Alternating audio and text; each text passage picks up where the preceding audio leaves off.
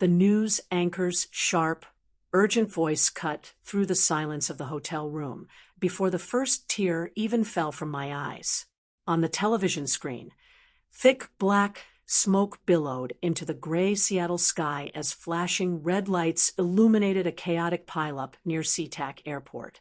Authorities confirmed that a lone woman rushed into the burning wreckage, shattering vehicle glass with her bare hands to pull a trapped child to safety before emergency crews arrived, the reporter announced, her voice rising over the sounds of wailing sirens.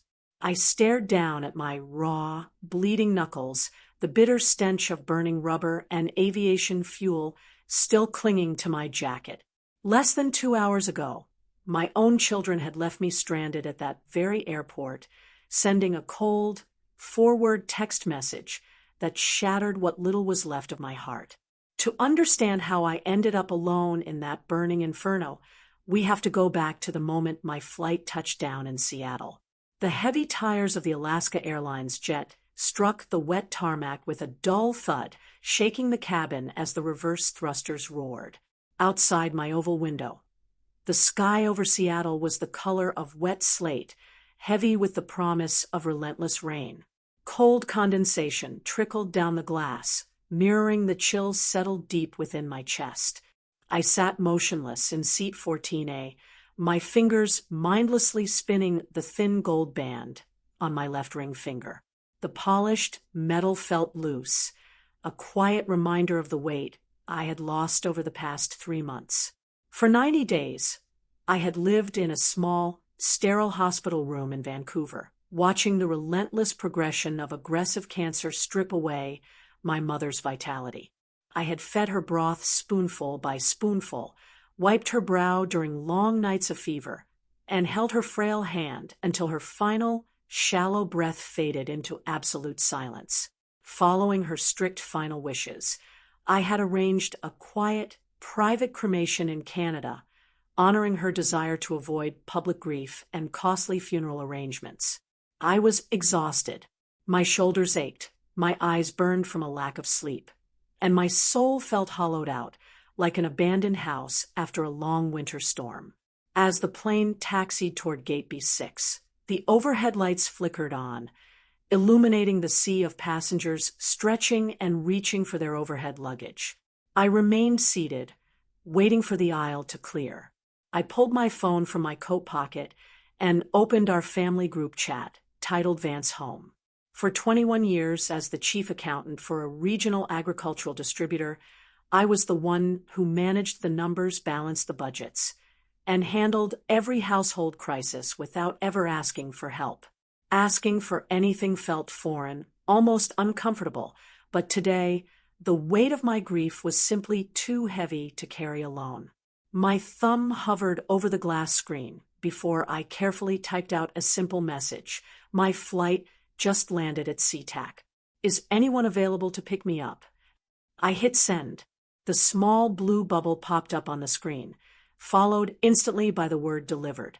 I stared at the display, watching the clock in the top corner tick from 5:02 p.m. to 5:03 p.m.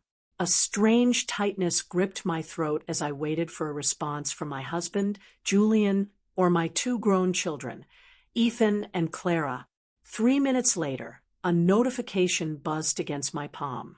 It was Ethan, my 20-year-old son, currently a sophomore at the University of Washington. His reply was swift and detached. I'm stuck at the library working on a group project. Just take an Uber, Mom. Before I could even process his words, a second bubble appeared from my 16-year-old daughter, Clara. Mom, you really should have planned better. Seattle traffic is absolute nightmare fuel at 5 p.m. I stared at her words as the noisy crowd of passengers shuffled past my seat. Planned better, as if grief could be scheduled on a calendar, slotted neatly between study sessions and rush hour commutes. As if returning home alone after burying my mother was an inconvenient surprise I had sprung upon them. Finally, a third notification popped up from Julian, my husband of over 2 decades, the man whose financial missteps I had quietly corrected and whose home I had maintained while balancing my own demanding career, did not type a single word. He simply sent an automated thumbs-up emoji. The air in my lungs felt thick, almost suffocating. I could have reminded them that their grandmother's ashes were packed in my small carry-on bag. I could have told them that my hands were shaking so badly I could barely hold my phone. I could have demanded that they show up for me just once. Instead, I swallowed the bitter lump rising in my throat. I swallowed 21 years of unvoiced disappointment. My fingers moved across the keyboard with cold precision. I typed 4 words, "No worries, I'll manage." I pressed send, locked the screen, and slipped the phone deep into the pocket of my rain trench. I stood up, retrieved my small black suitcase from the bin above, and stepped out into the jet bridge. The cool, damp Pacific Northwest air hit my face, carrying the sharp scent of jet, fuel, and rain-soaked concrete. Around me, families reunited with loud laughter and warm embraces. Children jumped into their fathers' arms, and couples shared quiet umbrellas against the drizzle. I walked past them all, my heels clicking a steady, solitary rhythm against the polished airport floor. My knees throbbed with fatigue, but I kept moving toward the exit doors, heading out into the gray evening toward the rideshare pickup zone. I didn't know it yet, but as I stepped through those automatic glass doors into the chilly rain, my life as the invisible, agreeable woman was about to end forever. The automatic glass doors of the SeaTac terminal slid open, releasing a wave of damp, freezing air that bit into my face. The sky had turned a bruised shade of purple, heavy with rain that fell in a relentless, needle-like drizzle. I pulled my rain trench tighter around my waist, clutching the handle of my small black suitcase. Around me, the pavement was slick and black, reflecting the harsh glare of yellow streetlights and red brake lights. Exhaust smoke curled into the cold air, smelling sharply of unburnt fuel and damp asphalt. I took 5 paces toward the rideshare curb before the world exploded into noise and fire. A deafening metallic screech tore through the evening, followed by a violent thud that rattled the concrete beneath my feet. Just 50 yards ahead, on the airport exit ramp, a massive fuel delivery truck jackknifed violently across 3 lanes. A speeding black SUV had clipped its front tire, sending the heavy rig skidding sideways. Metal buckled like paper. Glass exploded in a sparkling shower of sharp shards. A silver sedan behind the truck had no time to brake, slamming directly under the tanker's heavy rear axle. Instantly, a bright orange fireball erupted into the air, illuminating the rainy gloom with sickening intensity. Thick, greasy black smoke billowed upward, carrying the suffocating stench of burning rubber, scorching paint, and raw gasoline. Panic rippled through the crowd. People screamed, dropping their luggage to flee back toward the glass doors of the terminal. Drivers slammed their brakes, horns blaring endlessly in a chorus of chaos.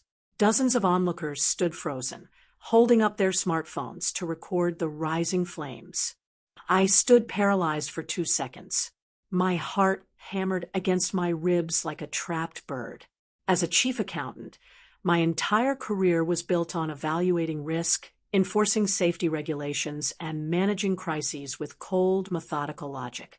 Every year at my firm, I personally led the mandatory emergency response drills. I knew the rules. Fuel fires spread exponentially. Structural integrity collapses within minutes. Immediate action saves lives. Instinct obliterated fear. I dropped the handle of my suitcase, leaving my mother's ashes on the curb. I sprinted toward the burning wreckage. An airport security guard shouted behind me, "Ma'am, stop. Get back behind the curb." I ignored him, my eyes locked onto the silver sedan pinned beneath the tanker's rear frame. Flames were already crawling up its hood, licking aggressively at the windshield. Inside the cabin, through the smoke-stained glass, I saw a young woman frantically pounding her fists against the driver's side window. In the back seat, small hands beat against the glass. A child was trapped inside. I sprinted to the nearby gas station pump island, grabbed a heavy red fire extinguisher from its plastic wall mount, and pulled the safety pin as I ran, reaching the burning sedan. The heat hit my face like an open furnace, blistering my skin instantly. The air was scorching, thick with acrid smoke that burned my eyes and throat. I aimed the nozzle at the base of the hood flames, squeezing the lever. A cloud of thick, white chemical powder blasted out, suppressing the wall of fire for a few critical seconds. Dropping the empty cylinder, I grabbed a heavy metal crowbar lying on the asphalt, dropped by a construction truck in the initial crash. With every ounce of strength in my body, I swung the crowbar against the driver's window. Crack! The safety glass spiderwebbed. I swung again. Thwack! The glass shattered inward. Cover your face. I screamed above the roar of the fire. I reached through the jagged frame, ignoring the sharp glass slicing through my palms and wrists. Hot blood pooled down my arms, but I felt no pain, only pure, surging adrenaline. I unlocked the rear door from the inside, yanked it open, and reached into the smoke-filled back seat. I grabbed the little girl, no older than 5, clutching her small, trembling body to my chest and pulling her out into the cool rain. "Mommy!" the girl sobbed, her face covered in soot. I handed her to a brave bystander who had finally stepped forward. Turning back, I hauled the young mother through the driver's window, just as a loud pop echoed from the engine bay. Sirens wailed in the distance, growing louder by the second. Within 3 minutes, a fleet of Seattle police cruisers and heavy red fire engines screeched to a halt, blocking off the ramp. Armed officers and firefighters in full protective gear spilled out, deploying heavy fire hoses. A tall officer grabbed my shoulder, dragging me backward.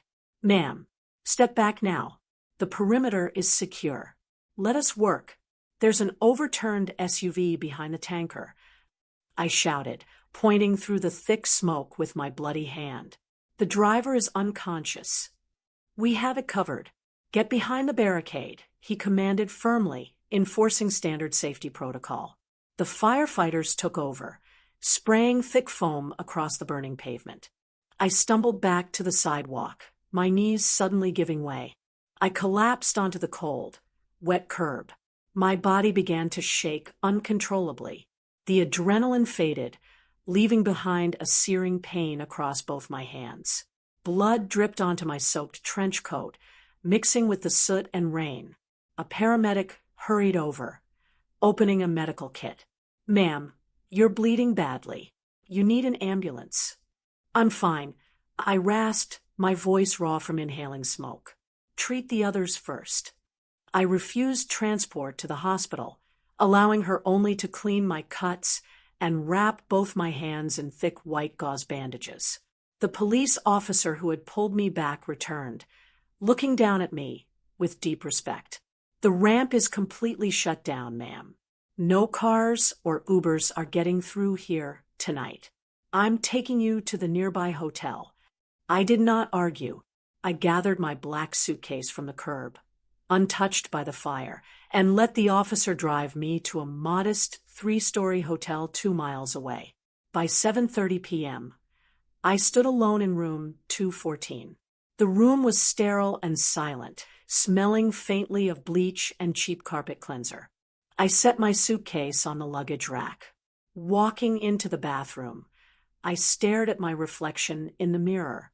My face was smeared with black soot, my hair was wild, and thick white bandages covered both hands from the wrist down. My phone buzzed incessantly on the nightstand. The screen lit up repeatedly with missed calls and urgent text messages from Julian, Ethan, and Clara. 12 missed calls from Julian, 8 missed calls from Ethan, 15 messages from Clara. "Mom, where are you? Answer us." I walked over to the bed. I did not pick up the phone. I did not type a response. I reached down, pressed the power button, and turned the device completely off, plunging the room into absolute silence. I sat on the edge of the mattress, wrapped my bandaged hands around my knees, and stared at the dark window as the Seattle rain washed over the glass. For the first time in 21 years, I let the silence consume me. By 6 a.m., the morning sun broke through the heavy gray clouds over Seattle, casting a pale blue light across the living room of the Vance home. On the large flat-screen television, King 5 News opened with breaking coverage of the SeaTac disaster. Dramatic footage shot from a news helicopter filled the screen, showing the scorched tanker, shattered vehicles, and billowing black smoke. Then, the camera zoomed in tight on a woman standing near an ambulance. She wore a dark, soot-stained trench coat. Her sleeves were scorched, and thick white bandages wrapped both of her hands. Authorities have identified the brave civilian who repeatedly braved the flames as Eleanor Vance, a chief accountant from Seattle. The news anchor announced, her voice filled with admiration. Witnesses state Mrs. Vance shattered car glass with a metal bar to pull a trapped child and her mother to safety just moments before emergency crews secured the perimeter. Records show Mrs. Vance had just landed at SeaTac after attending her mother's private cremation in Canada. Julian Vance dropped his coffee mug. The ceramic shattered on the hardwood floor, spilling dark liquid across his shoes. He stared at the screen, his face turning ghostly white. In the doorway, 20-year-old Ethan stood frozen, his phone slipping from his grip. Beside him, 16-year-old Clara covered her mouth with both hands, tears instantly welling in her eyes. The news screen flashed a timeline reconstructed by reporters. Eleanor had landed at 5 p.m., sent a message asking for a ride, received cold rejections from her family, and walked straight into a fiery inferno alone. "Oh my God," Clara whispered, her voice cracking. She was alone. She just buried Grandma, and we told her to take an Uber. Julian did not say a word. Panic and overwhelming guilt surged through him. He grabbed his jacket, motioning to Ethan. "Get your coat. Now." Instead of calling Eleanor or waiting for her to answer, Julian and Ethan rushed out the door. They took the light rail directly to SeaTac Airport, heading straight for the long-term parking garage where Eleanor had left her 10-year-old Ford SUV before flying to Vancouver. Julian pulled the spare key from his wallet. The silver SUV sat covered in a layer of rain dust and fallen leaves. Together, father and son worked in frantic silence. Julian bought a bucket and sponge from a nearby gas station, scrubbing every inch of the windshield and body until the silver paint gleamed under the morning sun. Ethan bought 2 large cups of steaming drip coffee from a terminal cafe, black with a splash of oat milk, exactly how Eleanor liked it. Meanwhile, back at the house, Clara walked into her mother's quiet home office. The room smelled faintly of lavender and old paper. Clara approached the dark oak desk, intention clear in her mind. She wanted to find her mother's hotel reservation or flight papers. Underneath a stack of tax ledgers, Clara noticed a heavy leather-bound notebook. It was Eleanor's personal financial journal, kept meticulously over 20 years. Clara sat down in the office chair and opened the cover. The neat, precise handwriting filled page after page. March 2017, sold my inherited jewelry collection today. Deposited $18,000 into Julian's business account to cover the loan default. He was so proud of keeping the house. He never needs to know where the funds came from. A husband's dignity is worth more than gold. August 2021. Liquidated my personal IRA retirement fund to pay Ethan's sophomore tuition at UW. $22,000 transferred directly to the bursar's office.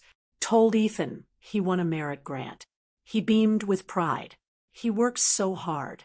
He deserves to feel capable. November 2023. Took on 3 extra night audit clients this quarter. $6,500 earned for Clara's orthodontic braces and private cello lessons. My back aches from the 14-hour workdays, but her smile is priceless. April 2026. Withdrew my final personal savings to cover mother's private cancer care and cremation in Vancouver. Nothing left in reserve. My hands are tired, but my family is secure. Clara clutched the journal to her chest, sobbing uncontrollably into the quiet room. Her mother was not a cold, stingy woman obsessed with numbers.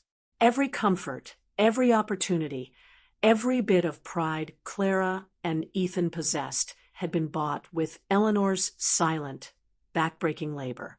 At 9 a.m., Eleanor stepped out of the hotel elevators into the quiet lobby. She wore her raincoat over fresh clothes she had bought from the hotel gift shop. Her hands were still tightly wrapped in white gauze, throbbing with a dull, steady ache. Through the glass front doors, she saw her silver Ford SUV parked at the curb. It was spotless, shining brightly in the crisp morning air. Standing beside the driver's door were Julian and Ethan. Julian held a paper bag from a local bakery, while Ethan carefully held a tray with 2 hot cups of coffee. Julian looked older, his shoulders slumped, his eyes red and swollen. Ethan stood nervously, shifting his weight from foot to foot like a guilty child. Eleanor walked through the sliding doors. The cool morning air hit her face, carrying the scent of pine and wet earth. Ethan stepped forward first, his voice trembling. "Mom, we brought your car. We picked it up from long-term parking and washed it." Julian held out the coffee cup, his hand shaking, so violently the liquid nearly spilled over the lid. "Eleanor, please. We didn't know. We are so sorry." Eleanor stopped 2 feet away from them. She looked at her husband's pale face, then at her son's tear-stained eyes. She did not yell. She did not throw a dramatic scene. She reached out with her bandaged right hand, took the warm paper cup from Julian, and took a small sip. "Thank you for the coffee, Julian," Eleanor said, her voice smooth, calm, and entirely devoid of anger. She walked past them, opened the driver's side door herself, and sat behind the wheel. She did not invite them into the car, nor did she ask for their comfort. She simply started the engine, adjusted her rearview mirror, and drove away into the bright Seattle morning, leaving Julian and Ethan standing silently on the curb. The morning sun poured through the floor-to-ceiling glass windows of the Harborview conference room, casting long geometric shadows across the polished oak table. Sitting opposite me was Maya Lin, the host of Seattle Real Stories, a widely respected independent audio series. The room smelled faintly of freshly brewed dark roast and lemon polish. A single black microphone sat on a small tripod between us, its red recording light glowing steadily. "Mrs. Vance, millions of people across Washington have seen the footage from SeaTac," Maya began, her voice soft, measured, and devoid of sensationalism. "They call you an extraordinary hero. But the detail that has caught everyone's attention is the timeline. You had just landed after burying your mother, and your family was absent. The internet is condemning your husband and children. How do you feel about their reaction?" I looked down at my hands, resting quietly on the wooden surface. The thick white bandages were clean, the gauze tight against my healing skin. I did not shift uncomfortably. I did not look away. People are quick to judge when they see a single snapshot of someone else's life, I said, my voice calm, even and clear. "My husband and my children are not evil people. They are simply human beings who lived for a very long time under the protection of my care. When you build a cushion that absorbs every impact, people forget that the cushion can feel pain. I taught them how to receive my labor, but I never taught them how to observe my humanity. That was my mistake as much as theirs." Maya leaned forward slightly, her dark eyes reflecting genuine empathy. "You aren't angry?" "Anger is an exhausting emotion," I replied softly. It consumes the person who holds it. I spent 21 years managing crises silently. I have no desire to burn my own home down just to prove that I was scorched. The interview aired that evening. By midnight, the audio clip had accumulated over 10 million streams nationwide. Listeners did not hear a bitter victim seeking public vengeance. They heard a woman standing in absolute dignity, speaking truth without malice. Late that night, I returned home. The house was quiet, filled with the rich scent of roasting garlic and rosemary. Julian had attempted to cook dinner, a rare effort that left the kitchen counters cluttered. In the living room, Ethan sat on the sofa, his laptop open. His face was flushed red, his thumbs flying across the keyboard as he read the brutal online comments directed at him and his sister. "They're calling us monsters, Mom." Ethan choked out, his voice cracking with humiliation and frustration.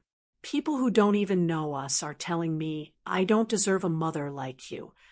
I walked over to the hallway closet, pulled out a small brass key, and unlocked the heavy wooden door leading down to the garage. "Ethan, Clara, come downstairs." Julian joined us, his face pale and lined with fatigue. The garage smelled of motor oil, cedar sawdust, and cold concrete. The overhead fluorescent lights hummed softly, casting a bright white glare over my workbench. Arranged along the back wall were dozens of clean metal coffee cans, each labeled precisely with black ink. 1/4-inch nails, 1/2-inch screws, 3/4-inch brass bolts, finishing washers. I pointed to a large wooden crate filled with hundreds of loose, rusted metal fasteners mixed together in complete chaos. "When you feel overwhelmed by anger or shame," I said, my voice echoing against the concrete walls, "you do not yell. You do not type angry words to strangers on the internet. You come down here, you sit on this stool, and you sort these nails one by one into their proper tins." Ethan stared at the crate, then up at me. "Why?" "Because rage is cheap and destructive," I answered, looking directly into my son's eyes. "Sorting forces your mind to slow down. It forces your hands to focus on order. When I was hurt or ignored over the years, I did not scream at your father or curse at you. I came to this bench, and I sorted metal until my mind was quiet enough to deliver a kind response. True strength is not how loudly you react. It is how completely you control your composure." Ethan dropped his gaze to the concrete floor. He reached into the crate, picked up a single bent iron nail, and placed it slowly into a tin. Clara stepped up beside him, her fingers picking through the cold metal. Later that evening, after the children had gone to their rooms, Julian stood in the doorway of our bedroom. The room was dark, lit only by the amber streetlights outside. He took off his wedding ring, held it in his trembling palm, and stepped toward me. He dropped to his knees beside my chair, burying his face in the fabric of my dress. His shoulders shook violently as silent, racking sobs tore through his chest. "I am so sorry, Elle." Julian wept, his voice muffled against my knees. "I hid behind my own pride. I let you carry the weight of this entire family because I was afraid to admit I couldn't keep up. I used my silence to punish you for being stronger than me. I destroyed us." I reached down with my bandaged hand, placing my palm gently on the back of his neck. I felt the heat of his skin, the tension in his muscles. "You didn't destroy me, Julian," I said softly but with absolute firmness, "because I am not broken. But the life we had, the dynamic where I carry everything while you remain passive, is over. I am not angry at you, but I will no longer live as a shadow in my own house. From this moment on, things must change." The sharp smell of fresh white paint and eucalyptus oil filled the sunlit dining room as I sat at the head of the oak table on a clear Saturday morning. Laid out before me was a single page titled The Vance Family Operating Agreement. Standing around the table were Julian, Ethan, and Clara. Their faces were solemn, their eyes focused entirely on me. For 21 years, I functioned as this household's sole safety net. I said, my voice steady, crisp, and quiet. I balanced our books, absorbed our debts, and managed our crises alone. That dynamic is officially extinct. Effective today, we operate on 3 firm principles: accountability, independence, and shared responsibility. I pushed 3 copies across the polished wood. Action step 1: financial restructuring. I continued. My salary as chief accountant will no longer cover discretionary expenses, personal debts, or leisure. I will contribute 50% to our fixed household bills, mortgage, utilities, and basic groceries. Julian, your income will cover the remaining 50%. Ethan, as a college junior, you will take a 20-hour campus job at the library to cover your own personal expenses and social activities. Clara, your allowance is now tied directly to household maintenance tasks. Ethan nodded immediately, signing his name at the bottom of his copy. I understand, Mom. I should have done this a year ago. Action step 2: boundaries and personal growth. I stated, looking into each of their eyes. I am no longer available for last-minute favors, unscheduled errands, or emotional labor caused by poor planning. My time is valuable. My energy is limited. The second phase of my transformation was physical and intellectual. I did not wait for approval. I took direct, concrete steps to reclaim my identity. Every morning at 5:30 a.m., as the cool Pacific Northwest fog clung to the pine trees, I laced up my running shoes. I joined the Puget Sound Marathon Running Club. The cold morning air filled my lungs, sharp and invigorating. With every heavy stride against the wet asphalt, I felt the lingering exhaustion of my past life leaving my muscles. My body grew lean, strong, and agile. The faint scars on my hands faded into pale, proud lines. I transformed my appearance with deliberate intention. I cut my dark hair into a sharp, elegant bob that framed my face.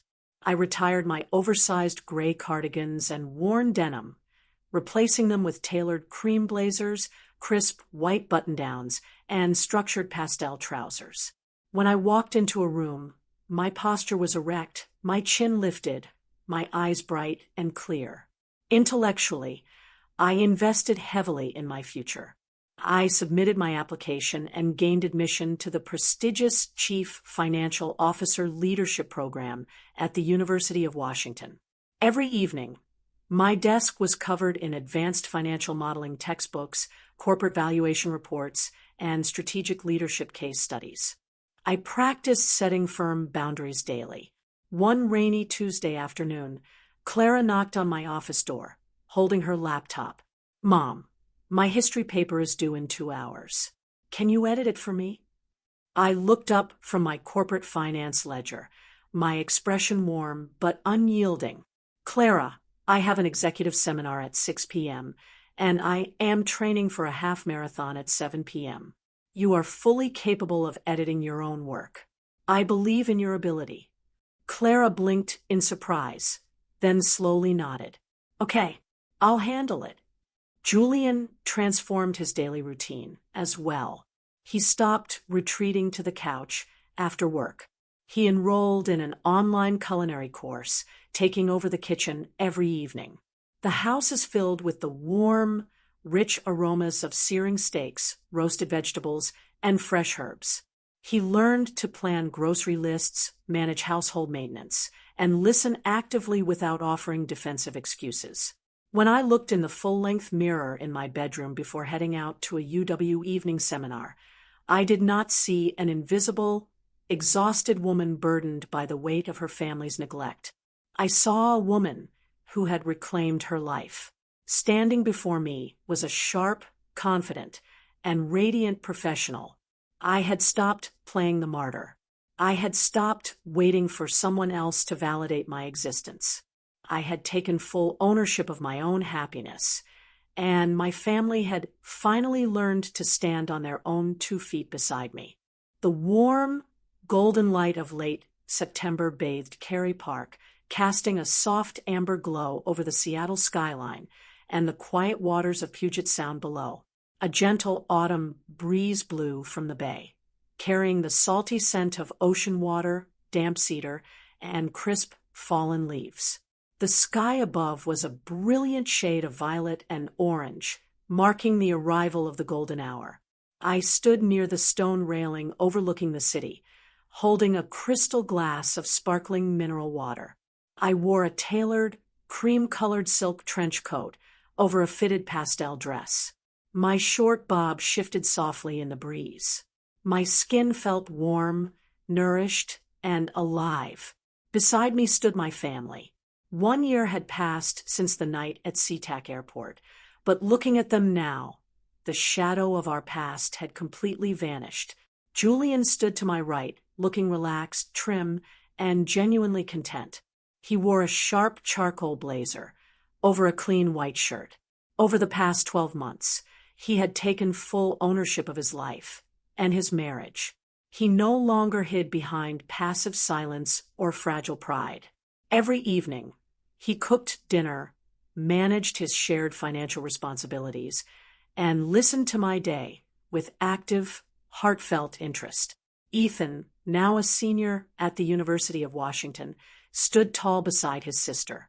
He held a part-time job at the university library, paid his own expenses, and carried himself with the quiet confidence of a young man who understood the value of hard work. Clara, now 17, stood on my left. Her hair was neatly styled, her laughter light and frequent. She no longer looked for perfection on social media screens. Instead, she had learned to respect her own home, maintain her own boundaries, and honor the effort that sustained her life. On a small, rustic wooden table set up in the park lay a small birthday cake topped with glowing candles. In the center of the table sat a small glass vase containing a single dried sprig of lavender, a quiet, beautiful tribute to my mother. There was no bitterness in my heart. The lingering resentment, the quiet anger, and the heavy ache of grief had all dissolved, replaced by a profound, unbroken peace. I had stopped playing the victim. I had stopped waiting for someone else to rescue me or validate my worth. By taking full responsibility for my own happiness, I had freed not only myself, but also the people I loved. Ethan stepped forward, carrying a small, elegant leather travel bag, a gift for my upcoming solo hiking trip to the Swiss Alps, a dream I had postponed for over 2 decades. He set the bag down, looked directly into my eyes, and smiled with deep, genuine pride. He reached out, squeezed my hand gently, and spoke 4 simple, clear words. "Mom, please enjoy life." Clara wrapped her arms around my waist, resting her head against my shoulder. "Happy birthday, CFO Mom," she whispered softly. Julian stepped closer, pouring a fresh glass of sparkling cider for the kids. He met my gaze across the table. His eyes were clear, filled with deep respect, quiet devotion, and unspoken gratitude. He did not need to make grand promises.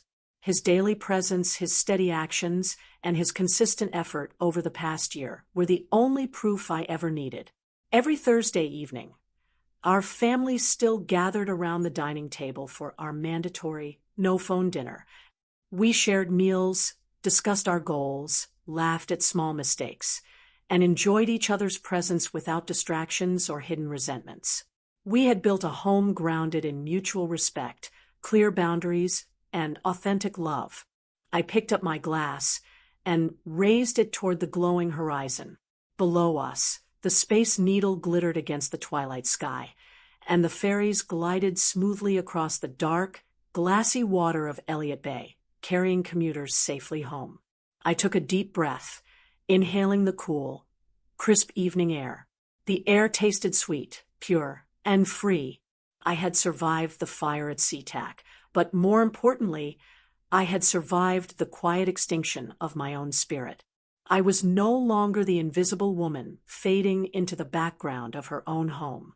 I was Eleanor Vance, a strong, independent, and radiant woman who owned her path, cherished her boundaries, and embraced her future with unshakable pride. I smiled, a slow, serene, and triumphant smile, as the golden sun sank peacefully beneath the horizon.